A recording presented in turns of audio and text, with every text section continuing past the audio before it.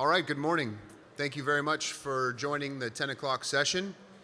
My name is Richard Franco. I currently lead the Microsoft U.S. Special Operations Command and Indo-Pacific Command partnership for Microsoft. My background, very briefly, I was an Army engineer officer, Special Forces officer, and in my last role, I was the Director of Special Operations Task Force Afghanistan for Operations. In that role, we had 75 plus joint staff managing the multi-INT program leading to the kinetic strike operations. And so this chat is definitely near and dear to my heart. We have a wonderful panel assembled to talk about resilient technology that is supporting the mission environments, whether they be at the very grassroots level on a ship or an outstation, and then federating up to the Indo-Pacific Command and Joint Combatant Commands. So without further ado, I'll go ahead and start with the far right. Herb, if you want to go ahead and introduce yourself, sir, and give us your vision for this panel. So my name is Herb Kelsey. I support Dell as a CTO for government. My current responsibility is to build out a zero trust capability for the DoD. By way of background, I started, the very first job I had was building radar and sonar, so total array sonars, OTH radar, things like that. Spent a lot of time in commercial, and my career changed pretty dramatically after 9/11. Got asked to come down to DC, supported the upgrade of satellite capability for, ostensibly for NGA, both government and commercial. And then got asked to support this little thing called TTIC at the time. It's now our National Counterterrorism Center. I was responsible for building out that operational watch. No good deed goes unpunished. I got asked to support NSA as their chief architect for all their programs of record. My hair turned gray. I burned out.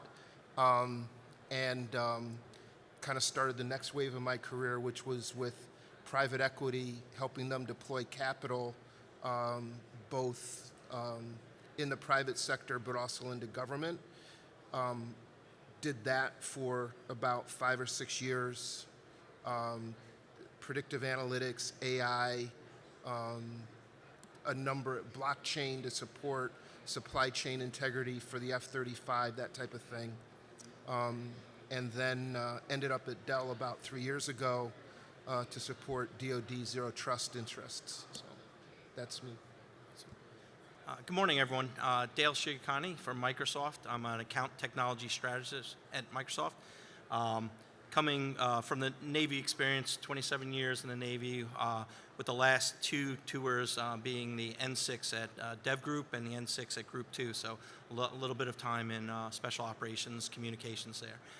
At Microsoft, it really been focusing a lot across the combatant commands and kind of the interconnectivity for mission partner environments across the combatant commands and SOCOM, and then with our mission partners. As you'll hear, the panels, probably focused a lot on zero trust, as Herb was saying. Because that's one of the things we at Microsoft have been looking at, how zero trust really is critical for mission partner environments and tactical mission networks as we go down there. So hope to have a lot of discussion today about that, and really hope this is more of an interactive panel with everyone out there kind of giving your thoughts and questions, and so we can have some good discussions. Thank you. Yeah, g'day everyone. Oh, good. My voice booms. Thanks for that. I do echo what Dale said. If you do have something, walk up to the front here and just chime in. I'm pretty fluid with how this conversation needs to go. By way of introduction, Adam Stevens. The booming voice comes from 15 years of infantry. Funnily enough, then switched over to data and cyber. Don't ask me how. I just fell ass first into it. Okay. The simple truth is, for the last 5 to 6 years, I've been experimenting with NATO on data-centric security patterns and how to deliver edge tactical devices that are fit for mission partner environments. These are software-definable capabilities that are actually agnostic of the end state, more focused on the data and the data needs. My primary focus is actually understanding and empathizing with the warfighter. So it's understanding those critical data journeys that present the highest value along that data chain and making sure that it is delivered in a manner that the warfighter can actually do something with it. That's me. Wonderful. Thank you very much for the introductions. And so to kick off our real discussion, we have hundreds, if not thousands, of wonderful vendors throughout the conference center right now. And the care and passion that they have for the US Indo-Pacific Theater is air apparent. With all of that technology coming into one theater, the question that I want to ask the panel and start with Herb is, what technologies do you think are most critical to the resiliency of the mission partner environment? And Herb, we'll start with you, sir. You know, I think that at the core, it's protecting the data from misuse and abuse, because whether it's ground truth of imagery or it is a sophisticated AI model, if you can't trust the data that you're using, it's useless to a warfighter. I think the one area that's getting more interesting to me is how do you navigate in a denied environment? And so a technology I'm tracking is Doppler LiDAR and the ability to do precise positioning without reliance on a GPS signal and without emitting something that somebody can track and trace. So I think overall it's how do you protect the data so you can trust it, whatever we want to call that. You know, a lot of us would gravitate to what DoD has talked about from a zero trust perspective, but protecting the data so you can trust it. But I'm seeing more and more instances, especially at the edge, where the concern is, how am I going to navigate if I don't have access to reliable GPS? And I think that's going to be something that emerges over time. Dale? Okay. Yeah, thanks, Herb. I'm going to kind of piggyback on what Herb said. I think, you know, he talked about comms in a denied environment, right? When we're talking mission partners, right? A lot of our mission partners, whether they're, you know, some of our traditional mission partners like Five Eyes partners or non-traditional mission partners that we've seen as what's been going on in Ukraine and, yep. and other places in the past few years. Right, we have to look at, you know, where those comms paths are going to be, right? So, you know, basically path diversity, transport diversity. So, you know, and one of the key technologies I think there that we have an advantage of is our cloud service provider. So whether it be AWS, Google, or Microsoft, right, or Oracle, we have data centers across the globe that are out there supporting multiple countries and multiple places that are not necessarily going to be, you know, hard targets for adversaries because they also use those data centers or their allies use those data centers. So being able to leverage that global transport network that's out there, you know, to be able to pass, you know, mission partner traffic to and from our environments, I think is critical.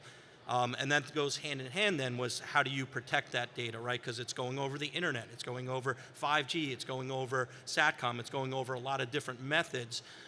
So that's where zero trust comes into play, right? That zero trust technology and changing our mindset of, you know, hey, you know, transport is a VPN, because once an adversary gets in that VPN, then they have access to everything that VPN connects to, right? And getting down to now, no, we're going to encrypt every single you know, connection at the application layer, right? And being able to, hey, as each session and everyone connects, all their individual session is encrypted end to end, so that even if an adversary gets in the network, they're not going to be able to see that traffic. So I think those are the key technologies there to maintain that resiliency. Adam? Yeah. I kind of look at it slightly differently. I do understand the need to secure data. I very much understand the need for security. But I think we're emerging from a a stasis of need to know versus need to share. Anyone who has been on a battlefield, anyone who has actually been forward, would understand that at the tactical level, we already, across the partners, collaborate. We integrate and we do our tactics pretty much 9 to 5, right? A lot of our stuff is well-trained, well-rehearsed. The bit that lets us down is the fundamentals that allow us to share information rapidly. Now, those fundamentals are zero trust technologies, I get that, and those fundamentals are mapping out that network technology to make sure that we can push the data to the warfighter in a means that they can use it. What I actually suggest is that we need to start looking at ways to provide that level of security, but rapidly share what we need to share so decisions can be made. Now, most of these are boundary technologies between domains, mission partner environment technologies, and most of them are mapping the data.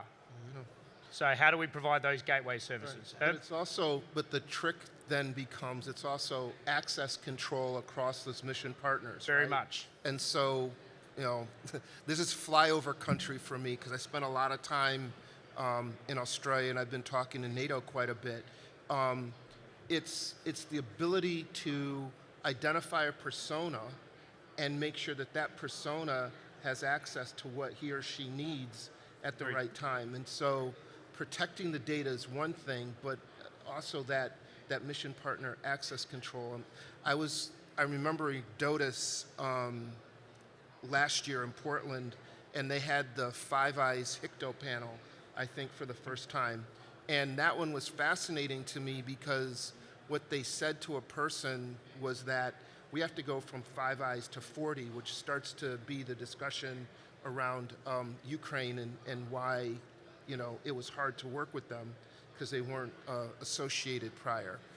So, you know, I get those break glass moments in the field, but one of those break glass moments has to be, I've got to be able to enable somebody to have access even though that might be falling outside of normal lines, and it has to be in a controlled manner. So I think you have to protect the data so you can trust it. I think that's kind of a baseline, but, and especially as we start talking about AI, that's a baseline. But the issue that I'm seeing is how do you get the mission partner environment set up so that you can give access when needed? Yeah, access and also test it. So one of the things that we don't do well is temporarily test this all the time. And I agree with what you're saying. What I'd suggest that we need to look at as well is what is the time of relevance of that data? Anyone who's played in this space would understand that certain elements of data are maybe 5 minutes time on target, and then it's irrelevant. It's not mission critical. Right. But for 50 years, we lock it down as mission critical and never share it. Right. Or there are certain elements of the data set that are critical, you know, force elements, force structures, those sort of things, all bats, they're pretty critical. But the actual packet itself, what we need to do about it with that 5 minutes is not that critical. Like, we have to do something with that action. So those are the things. I agree with persona. I agree with the need to push that persona, but I'd make sure that we are making it temporarily relevant. Well, and what's interesting is that we end up creating our own denied environment. Excellent. Right? I mean, that's, you know, we always think of the adversary creating the denied environment. 100%. And a lot of the things that I've seen in places I don't want to go back to is that we've denied ourselves. And that's probably not the right posture for efficiency or effectiveness. No, Yeah. I'll kind of keep it going a little bit deeper, and I think I believe all of us were at the panel last year for Mission Partner Environment, and I think why Chief Stanley went with an industry-focused panel, there's nobody wearing a uniform up here, is because we can create a little bit of friction, which is good. And so I know we don't want to get OEM specific or your specific solution deeply, but you do lead the team at Dell, Herb, so can you talk a little bit about what Dell is doing to differentiate and make that happen? So I don't know if we're differentiating ourselves. What we got asked to do toward the end of the pandemic was support the DoD in creating a COA 3, a private cloud zero trust solution at scale. And the concerns were how rapidly could that environment get created and how could it be dispensed globally. So I think that taking on COA 3 from scratch is maybe a differentiator. I think we focused on creating an ecosystem of partners so that we can bring best of breed forward in each of the capability areas. I think those are probably the cornerstones of it is being asked to help and doing it with an ecosystem of partners. Dale? Okay, so listening to Herb and Adam, address kind of those problems that are out there and have been out there between, whether you lock the network down or you release the network to maximize share. I think going back to kind of the technologies, it's really starting to where we have to start leveraging the AI models that are out there to be able to make some of those determinations. So those, as you start looking at things like when you're data tagging, to be able to have a data-centric environment where everyone is in one environment and you could tag the resources and data to say, okay, this person can have access to this and this person can have access to that. Once you start going down that path of ABAC, and start trying to list out the attributes that you need to do or have to do that, it becomes an exponential problem, right? You all of a sudden you have hundreds to thousands of attributes to be able to make sure that you're not having a spillage, right? So then that's where we need to start leveraging AI, but hey, you need compute power. So to do that, right, you got to do that within the cloud. How do you do that at the edge? So those are the technologies I think that are going to propel us forward in this and allow that information sharing at a more rapid speed and the ability to really prevent inadvertent spillages, or maybe make those determinations of, hey, like what Adam was saying, that this is not really time-sensitive data, and it is ephemeral. Once it's done, it can go away, and we're not worried about having a security leakage on that, something like that. But definitely need to figure out how to move some of those models and AI services to the edge to be able to be effective there. Well, I think the trick there is differentiating between what it takes to create the model and then what it takes to operate the model or do inferences on the model. So I think we can get inference to the edge pretty, I don't want to say easily. I think that's a more solvable problem than trying to take data at the edge, create a model at the edge, and then come back and inference on it. And I think one of the key things that I saw in the DoD architecture for Zero Trust is that AI became a key component. So you can speed up the decision making. I think that there still has to be some understanding of moving from a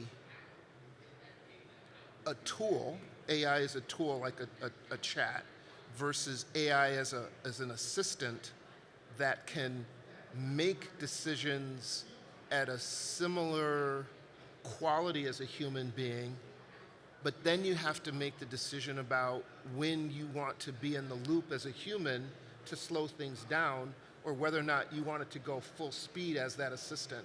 And I think that's a careful measurement point that I'm not sure we've solved yet. And then looking at AI to manage a process. What process? Maybe it's a cyber response, and the AI has enough information to guide the cyber response, looking for root cause, looking for when to transfer something to SOAR to achieve a result. But again, I think we don't have enough sophistication yet to understand when we want to have a human in the loop and when we want it to run free. And I think that's going to be a challenge to balance out within these environments. There's some stuff that I'd like to echo. Attribute-based is the next generation. We have to move to data-centric operations. What I've found, though, in implementing some of these solutions, I'm a solutions guy. I'm not an OEM. I don't have products.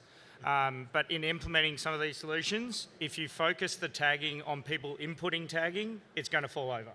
We've all lived that hurt, and it just sucks. There are some very simple, quick wins. How do we give people marking systems at the data element level that work with the way they've been trained, right? They know how to mark up documents. I see a lot of uniforms here. We've been bred on it. We know how to do these things. We just don't have access to the schemas and the data layer to actually put in those attributes rapidly and make it something of a user interface that makes it quite cognitive for us to do our jobs. The second bit is, how do we build up collaboration? So there are very simple assets. Microsoft has a bevy of them. Dell has a bevy of them. There are other providers around here that have a bevy of them. Those collaborative assets that bring us into one space and allow us to share on the data in our perspective matter.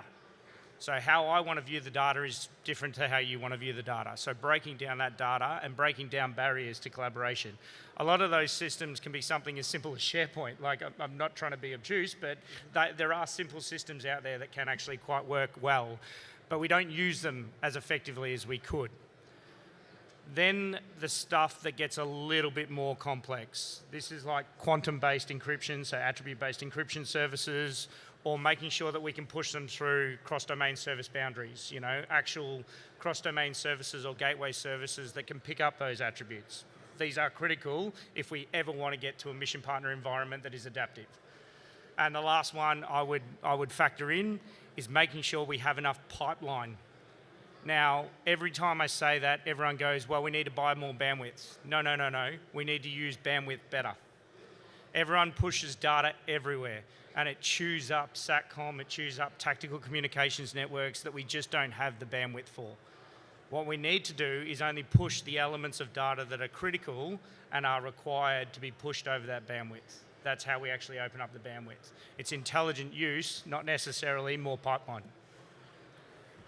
Dale, on Herb's point about putting a human in the loop versus what AI is currently doing, can you talk a little bit about what you're seeing inside at one of the CSPs and how those co-pilots are acting right now? And where do you think they'll go from here? Because his point is spot on.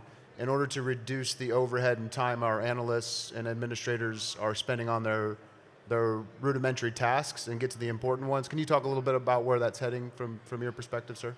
Yeah, I think that is a good point, right? Is where you put the human in the loop, but not overwhelm the human, right? And making these decisions. So I think Rich is alluding to, we have at Microsoft we have put a lot of effort into our AI software as a service, what we call co-pilots, to be able to take a lot of those everyday decisions and tasks and kind of automate them a little bit easier to be able to, and also allow them to go through larger data sets to be able to pull the answers quickly. And there's a lot of effort that's been going into that, but I think the next generation of that is combining that with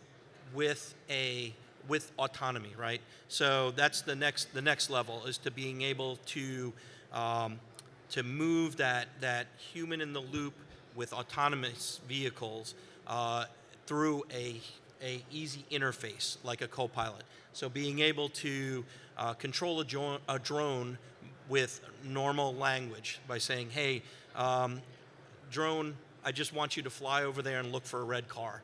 And then that drone will go off and be able to do that without you having to write specific code, without having to write, have precise locations or things like that. I think those are the technologies that we need to start looking at to be able to let the human that's in that loop make the critical decisions that they need to make, right, and not worry about bogged down in all the admin tasks and so forth. I would have liked that at Jaedo. That would have been good. Just follow that bicycle with the guy with the backpack. That'll work perfect. Mm-hmm.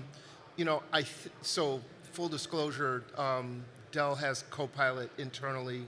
We use it for our AI system today. I think, the things that I think about here are how do I teach an AI the tradecraft to track down a bad actor trying to move laterally in my network? What's the tradecraft around that to hunt that down? Because the information is in a number of different logs. It takes today a human being, he or she, to understand what she's looking for in order to make that determination. Then the next step is, if I've trained the model to identify that, do I want the model to kick that person off? Do I want to put them, I don't know what the policy is going to be, put them in a sandbox, but do I want the human in the loop for things of that nature? And all I'm saying, I believe we have tech that can help us. I think we need some policy decision, we need some policy and procedures defined so that as industry partners, we can enable that. So maybe going into the weeds a little bit, but there is now a risk management framework for zero trust. Came out this summer. The things that I found interesting in that, two high-level things I found interesting were, for each activity to put a set of controls in place, they talked about where the optionality lay, whether it's at the enterprise level, the component level, the system level, or even below that. So I found that to be interesting that they're starting. But no, there's no mission partner environment, right? In other words, there's something above the enterprise in the US, which is the mission partner environment. The risk frameworks don't talk about that. The other thing that I thought was interesting about that overlay, besides its size, is the fact that it was a phased approach. So what does that mean? It means that the maturity of some of this automation is phased in. There's a discovery phase, and then there's 4 follow-on phases. I think we still have work to do to understand and define the policies and procedures out at phase 3 and 4, where the full automation is envisioned. And I think that goes downstream. I think that goes to the edge. How do I know, do I want my edge systems to operate autonomously so that they can be better protected and available and resilient? And then I have more people in the loop back at my enterprise? Do I flip that? I think there's some very interesting discussions to fully utilize what we can do and make it more effective, which is what, Adam's looking for, right? I mean, you want it to be more effective, but I think that requires some decisions. Yep. Go ahead. So I think there's some stuff that we've already had on risk-based approaches where if you use some known practices, like joint fire and effects, for example, it is very clear on what is required from a data packet for it to be executed as a target. If we use those sort of parameters, known warfighting parameters, and we overlay them with what is the system, mission system, the actual subsystem or the component doing to deliver that effect, yes, and we map it between partners, then we can actually start to share more than blue and red dots on a screen. 100%, and 100%. I run around the globe trying to get the Five Eyes to think about that. It's tough. Like I said, I've been spending a bunch of time with NATO, and that's even tougher. The scope of what we have to do is broad. Yep. I think we need to pay attention to that explicitly. I'd love to see a risk management framework that's agreed to by at least Five Eyes. We don't have that. We have it at the country level. We don't have it at the level at which it has to be shared. That's an impediment. I can tell you right now it's an impediment. you can't pick something up that's available on a U.S. network and just drop it into an Australian network or a UK network. We don't have that. You know, I'm old enough to remember what it was like before FedRAMP and helped bring that about.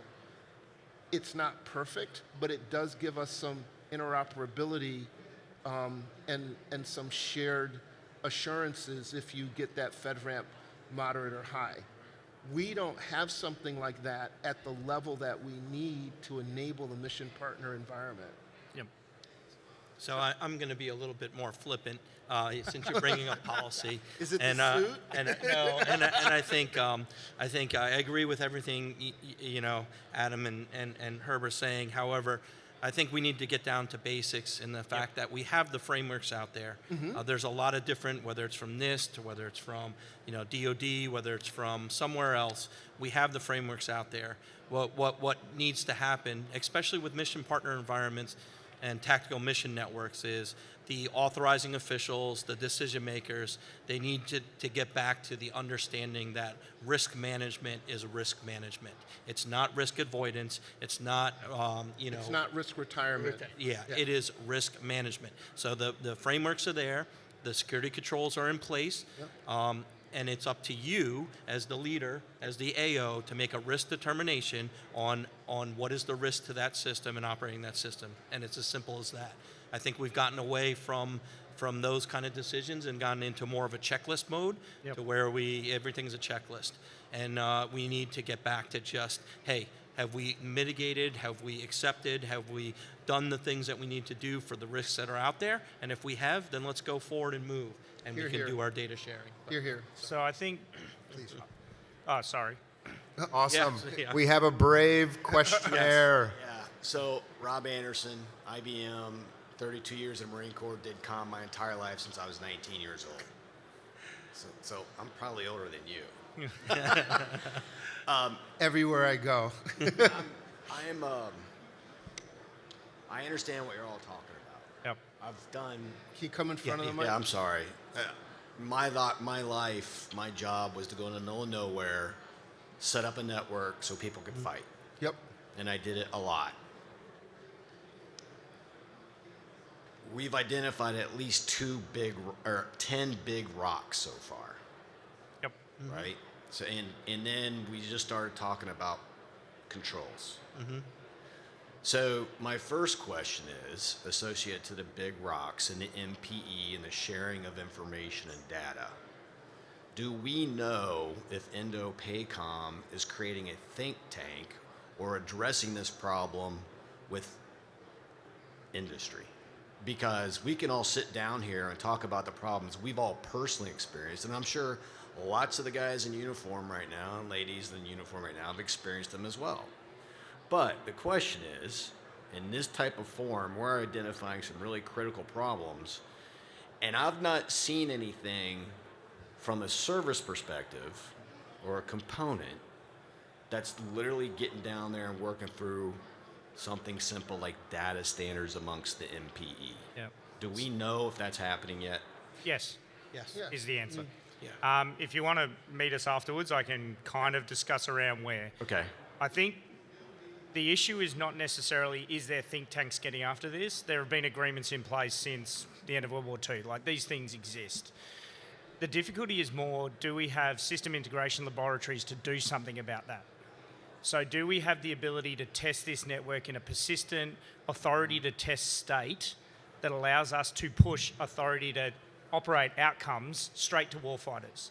So you would know from your experience, delivering some of these austere, dirty, dangerous networks, you build them up, you do some really great things for your deployment, and then you're told to rip them down. Right, you tear them down. So And that lesson doesn't come back to the wider audience. So- Have a look at some of the stuff coming out of the Ukraine. It's fantastic what they're doing. yeah. So isn't that the intent of Task Force 504? Well, it's,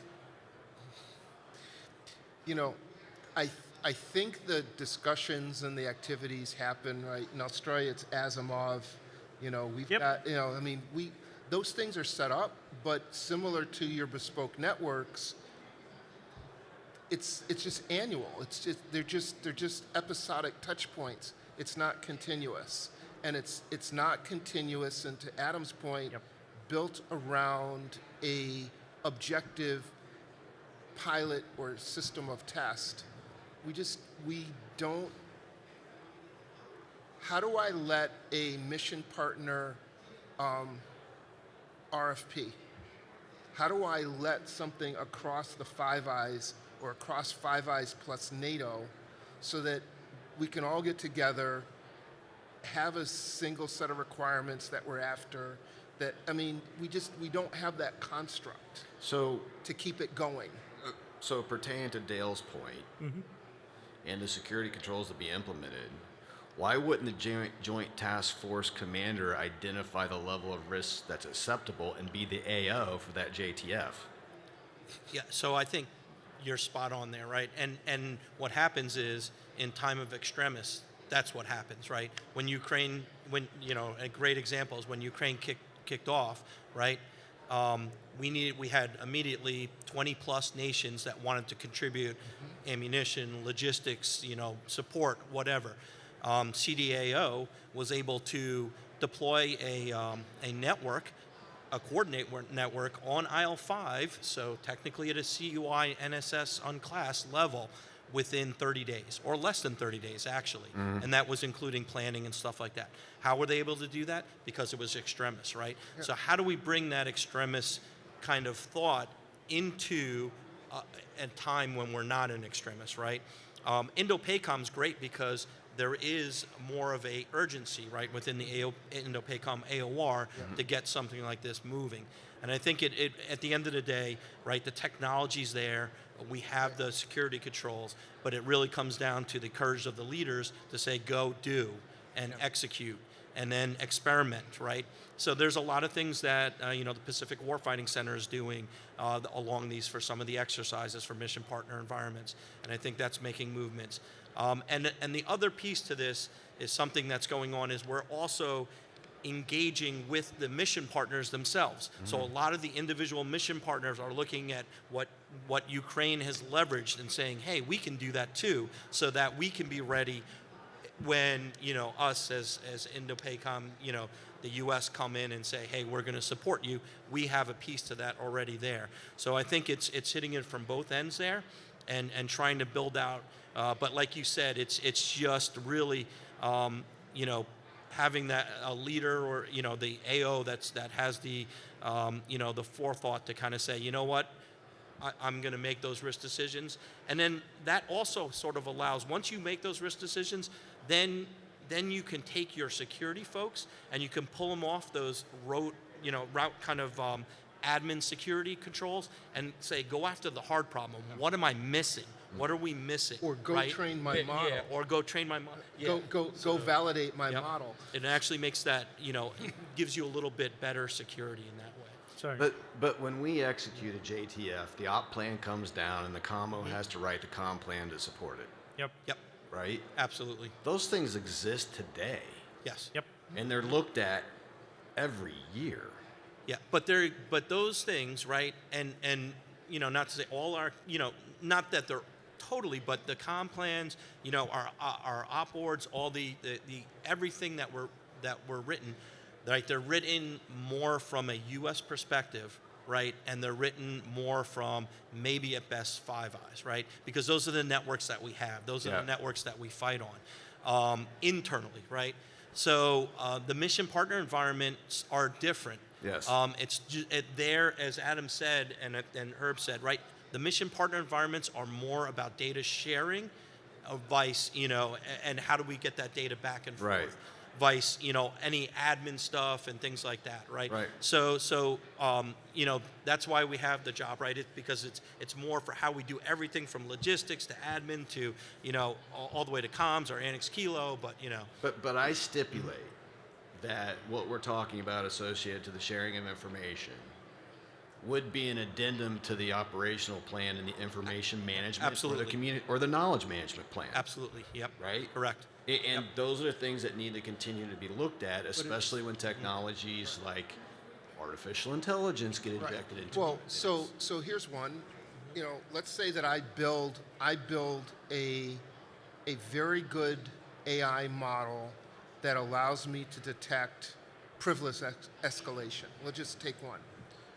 Hopefully my cyber team has had the time to supervise the construction of that model if they're not bogged down with stuff. But how do I pick that model up and share it with Australia? How do I pick that model up and share it with Finland? I literally have emails in my inbox, Finland, saying, we're being attacked today, when are you going to come and help us? And I'm like, what I would want to bring you is an AI model, but we have no construct for sharing that model and getting it the data that it needs, because maybe Finland doesn't have the same instrumentation on their network or within their application environment or within their ICAM environment to feed that model. We don't have the building block. We need building blocks for sharing. We have to crawl before we walk, before we run. And what we are trying to do is share very sophisticated models and very sophisticated tradecraft. That's the desire. Yep. That's what's going to speed us up to match the speed of the enemy. But when we go to deliver that, we find we don't have the foundation for it, and it just sits. And so, yes, we have those plans, but we don't work them in conjunction with all of our known partners, Five Eyes, let's just say, and all of our potential partners, whoever wants to jump in and help when a sovereign nation is attacked. That's why the HICTOs were saying we got to go from 5 eyes to 40 in a blink of an eye. Yeah. We haven't prepared for that. Yeah, and I'm sorry, Adam. No, I no, know you're you right. want to say, but I just one point onto what Herb said. And what you were bringing up, sir, is that's the mindset I think that needs to change, right? Exactly what Herb said with Five Eyes, right? Is whenever we design these O plans or we start talking about networks, right, we immediately default to how do we bring our mission partners onto our Five Eyes network, right? Instead of looking the other way and saying how do we get down to where they are and where they exist, right? And that's because we say, SIPR is our warfighting network, so we got to bring everyone into SIPR. You don't have to bring everyone into SIPR. You may need to get the data into SIPR, right? So how do you do that, okay? Or you I may can need to- meet them or you may on need- commercial. Or you may need to do digital rights management on a data object that's not sitting in SIPR. It's sitting, Yep. it's sitting in somebody else's network. Yes. I'm filtering, I'm right. sorry. Yeah, no, I got where you're going. Yes. I think that I probably didn't emphasize it enough. I think the emphasis word is persistent.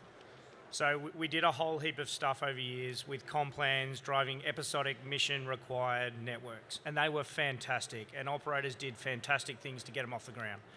What we didn't do is capitalize. We didn't transfer that into knowledge management, and we definitely didn't have a programmatic approach to maintain and sustain those good wins, those good outcomes. So if we can start getting into a more persistent nature, bringing solid emulation of tactical networks and component systems into that environment to test the complex stuff, running the sensitive AI models in those environments on both short and long cycles, and then pushing them across DCS boundaries, we'd have a pretty fantastic solution. Now, NATO does this. If you've played in NATO, they have persistent networks. I can reach out to our NATO counterparts in Australia and set up a lab within 3 to 4 hours if I've done it before, if we've got the engineering pathway, and I can set up collaboration spaces in 3 to 4 minutes. But I can't do that with PACOM. Yep. Right. So let me ask this question then. We understand the problems. Yep. And the only way that you really get problems solved is through a program. So Or adversity. Have the Or adversity. or adversity, which Unfortunately. we've all gotten things done really, really fast. Yep. Have the requirements been identified for either a department as an executive agent or a COCOM sponsoring something to be built that can then release a contract that multiple companies can work on? No. I would say I would say that those requirements have not been articulated. That's part of what I'm saying is Which that, led me back to the first question I had associated to a think tank. yeah. So, Let me, if I can jump in, Adam, just from the outside looking in, sir, your question is extremely timely. Being a part of the industry loop, I do think there's some amazing programs, and especially the ones led by Brent Parker, former J7 Actual. Are you aware, and I want to make sure I get the acronym exactly right, the Pacific Multi-Domain Training Experimentation Capability, or PEMTEC, and their industry circulation? I'm not. That's a wonderful forum for exactly what you're talking about, but it touches every 10 rocks that you're, across all technologies. Yeah. Your point of the first rock being data centricity being the most important and the policy that is inherent to it, that priority needs to be heard from leaders like you at IBM now, sir. So a plug for PIMTech specifically, and then the Joint Mission Accelerator Directorate led by DIU, and how everyone is submitting into those forums. I think that's wonderful for industry to come together and share, this is where we should be putting that information so that the J7, J6, J8s of the world can see all of that data. So we definitely owe you that as industry partners as a loop. But anything to add, Adam? No, so I completely agree. DIU is doing some fantastic things. Army Convergence are doing some fantastic things. Titan doing some fantastic things. I think there is an emphasis now as a community, industry, to come together under sharing agreements. We come together, we get problems pitched at us, not requirements. I hate getting 1,000-page requirement documents that I have to fulfill. Case in point, years ago we were building trucks and the speed limit was 40 k's per hour in reverse to get out of contact. There was nothing on the market that we could give them for those trucks that were 40 k's in an hour. So we said, yeah, it's $20 million in dev, and they went too expensive. When if we had have been in the problem set, I need to get out of contact, what do we need to do? Right. We would have given them a solution, right? So this is where I think your think tank approach really does work. Give it somewhere where it can test its teeth, a system integration laboratory. Give it a sharing agreement. Everyone comes to the table and says all this foreground stuff is for us to share and use. It is not individually owned. OEM products, licenses, sure. Your models, sure. But the knowledge that we are sharing is everyone's, and mainly it's the DoD or the ADF's. That's their knowledge, that's their schemas, right? And then out of that, how do we programmatically invest? The data, since JADC2, JEDI, there's been heaps of data programs. Classically, they get corrupted to corporate systems and lose tactical and operational focus. Keep them as tactical and operational focused. I see some people laughing, so they've lived that dream. Keep them as tactical and operationally focused systems, right? These are mission systems. Right. And keep them focused on the dangerous and dirty part and the hard part, which is sharing zero trust amongst the community, right? That's where I'd focus. Yeah. All right. Thank you, gentlemen. Thanks, Rob. Thank you. Thank you very much. Are there any other questions? Please come on up to the mic. And thank you for all of the interaction, sir. Very much appreciated. Thank you. All right, so to keep chugging along, I think one of the things that we've done really well in the past is we learned from the previous combat operation to avoid the same plague of probably fighting 40 wars in 20 years in Afghanistan. How do we take the current lessons learned from your work across NATO and Ukraine and bring that into the Indo-Pacific theater? There's so much learning happening. We're seeing live how warfare is changing. It's so drastically different, and we can only extrapolate what might happen in the Indo-Pacific theater. So, Adam, starting with you, some of the things you're seeing that the coalition is supporting Ukraine, and what can we bring here to the Pacific to advance? So I think INDOPACOM has more complexity, and I hate to say it, than the other commands. The mission partner environment, the remit of theatre command, and the mission critical nature of it, it's always deployable, right? It's always on ops. I think there is a need to shift the way we do it to more, NATO has 32 countries. It's a quagmire of hard, complex integration and interoperability, right? We have persistent networks where we can play, and we test these things on the regular. There are known very similar policy type frameworks because guess what? The US introduced them to NATO, so they're not foreign. Right. We could set up something similar in INDOPACOM. we could have a very similar approach, and then you could build something. Has everyone seen what Cossack Labs and that sort of stuff is doing out of the Ukraine? I know you guys support in part. So some of those things that are coming from rapid innovation and rapid prototyping, how do you take something that's been delivered clever by clever people at a real tactical level, give it to a main service provider, let them upscale it, but still keep the clever part? Okay. I'm going to shift a little bit in my answer. Going back to one of the things that Adam said about keeping things at a tactical level. I think that's one of the key lessons that we can learn. And I'm going to shift from Ukraine to Yemen, right? Yeah. And the CENTCOM problem, right? So here we have a ton of national systems and assets and systems of systems, but yet the way that we design those systems at a national level, at the strategic level, do not necessarily support actions on the ground at the tactical level. So an example, if the Houthis launch a ballistic missile at a ship, how much time does that ship have to get notification that that ballistic missile has been shot at them and to be able to do counterfire, right? And most of the time, the ship's not going to necessarily see that ballistic missile launch because it could be far away.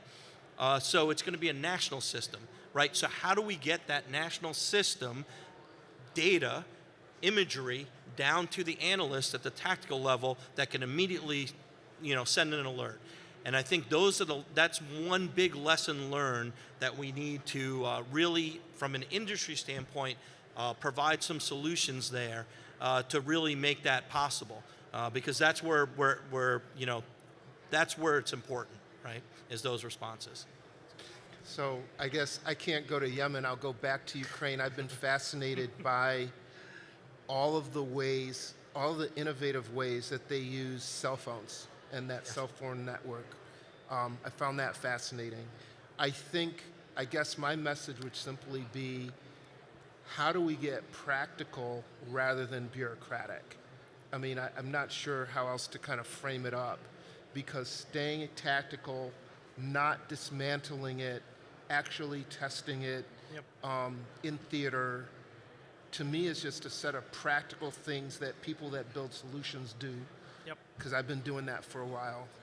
The other one that I would just comment on, when we talk about being able to move fast, the Terrorist Threat Integration Center stood up at Liberty Crossing in 4.5 months, longest summer of my life. When I first got there, it was a slab of concrete and one wall. It was an open, and I'm like, what are we supposed to do with this? We don't even have an enclosed building with power. 4.5 months later, we had an operational watch stood up. And so we can move fast. And again, for me, that's practicality.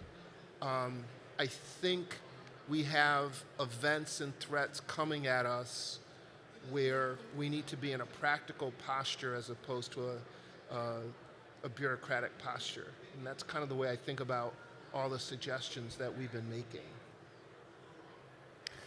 So with just a few minutes left, are there any other questions from the audience? Please come on up when you have a chance.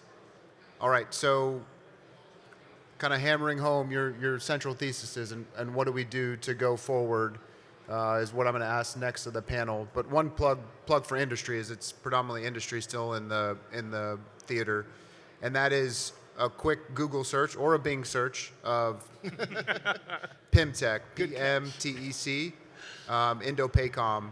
They've done a phenomenal job of industry outreach. You can follow their page.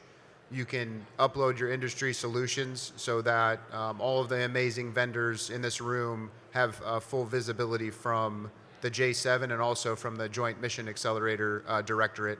And then if you follow the JMAD DIU page as well, there's a cadence with industry where we have industry days, both in person and virtual, for those on and off island to come together in that working group concept. So PEMTEC and JMAD are great Bing searches. So for your final theses, Urba, you want to go ahead and start us off of just where do we go from here? We talked a lot about the big rocks that we need to solve. But any closing comments, sir? I think as I think about how I'd approach things, you have to keep the mission in mind, and you have to ensure that what you're doing is improving the operational tempo. And if you do those two things, you usually get heard and you usually get to participate. Awesome. Yeah, thanks, Herb. I think going back to the basics, right? With mission partner environments, tactical mission networks, we got to understand where our partners lie, and most of our partners lie in the commercial side, right? And so that comes down to transport, making sure that we are resilient in our transport. And again, I go back to we have been able from a country to have companies like AWS, Google, and Microsoft that have laid a lot of transport around the world, along with all the SATCOM partners that we have out there. So being able to utilize multiple methods, and really, in order to do that in a secure manner, that comes down to understanding that zero trust principles and implementing those. I would suggest understand the operator data journeys. Map them out, critically map them and analyze them. Understand the interfaces and what presents highest value along that data journey. Yeah. The other one I would suggest is strive for an aspiration, not a requirement. Give us the problems early, fight the problems with us, lean engineering type principles, and we'll prototype and deliver something fantastic. If you overprescribe requirements, we'll deliver what you asked. That simple. All right, with that, we'd like to thank the AFCEA board and also Chief Stanley for inviting us today. Thank you very much to the wonderful panelists that we had. We will be hanging out up front if you have any questions for this group, and have a wonderful rest of your TechNet. Mahalo. Thank you. Thank you very much. Thanks, mate.